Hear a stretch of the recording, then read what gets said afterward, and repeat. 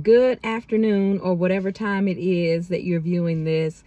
Hey, let's look back at our New Year resolution or our New Year goals.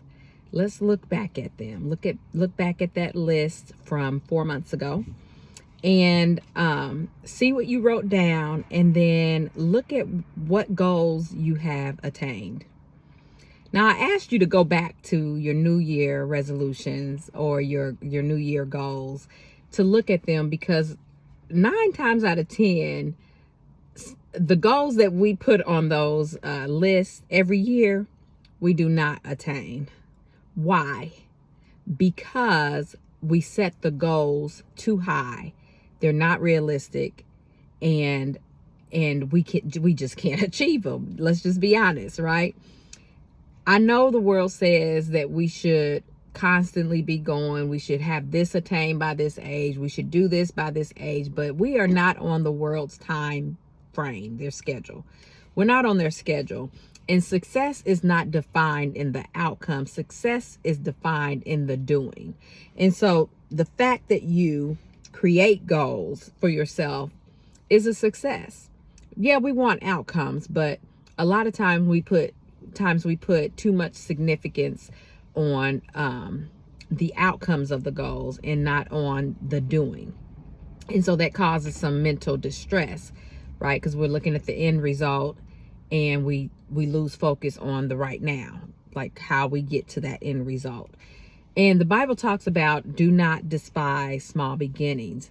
And there is a beauty in starting small, starting these goals small and then growing, right?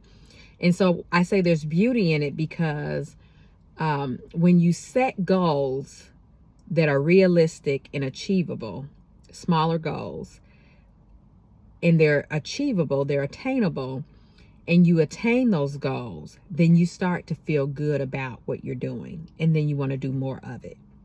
So I'm just going to use me as an example. Some of y'all, you've arrived when it comes to this, but I don't like working out.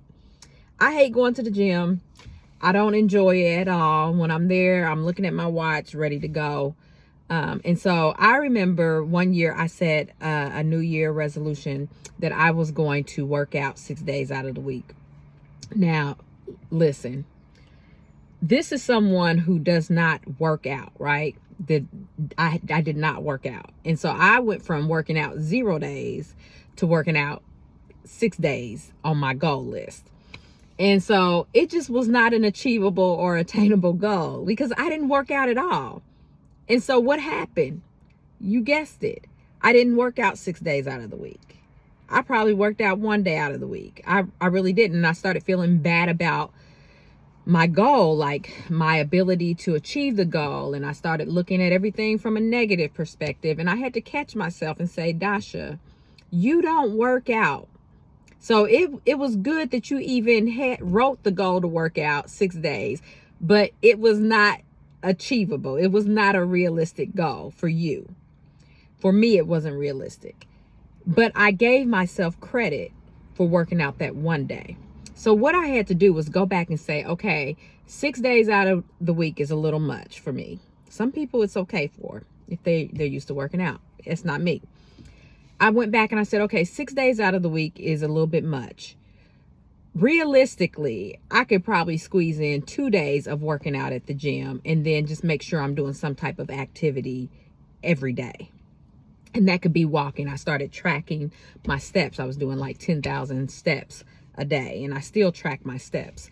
And so setting that realistic, attainable goal allowed me to achieve that goal of working out 2 days out of the week and tracking my steps because it wasn't out of my reach. See, sometimes because of social media, because of the pressures of family and friends, people, what we see, we feel like we have to reach everyone else's goals, but they're not attainable to us. We don't know what their circumstances are. We have to be true to ourselves.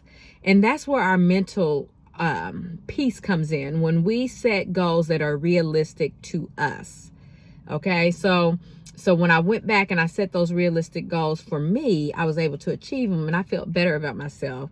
And I began to be a little more consistent with working out. Now, I have not arrived with working out fully. I do it. I'm doing a class every week, and I've been consistent with that. But I just go back and I look at those goals every once in a while to see where I need to improve on, what I need to cut back on, how I need to make those goals fit my life.